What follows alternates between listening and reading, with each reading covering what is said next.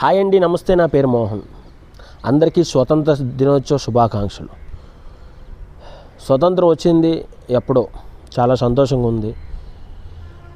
1947 August 15ని ఎంతోమంది రక్తం చిందించి ఈ స్వతంత్రం తెప్పించారు.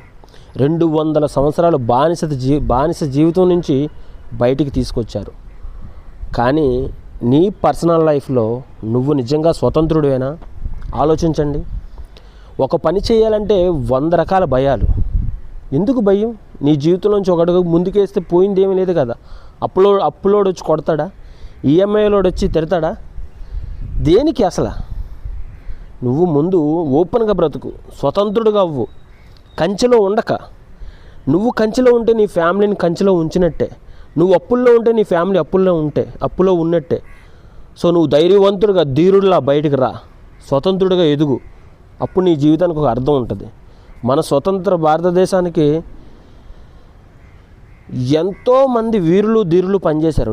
నీకు పనిచేయడానికి నీ శక్తి సామర్థ్యాలు ధీరులుగా పనిచేస్తాయి. నువ్వు మొదలుపెట్టిన రోజే నువ్వు సక్సెస్ అవుతావు. సక్సెస్ అంటే మీనింగ్ మొదలుపెట్టిన రోజే లక్షల కోట్లు రావండి. మొదటి అడుగే నీ విజయం. ముందుకు బయలుదేరు. నీ జీవితానికి స్వతంత్రం తెచ్చుకో. Thank you.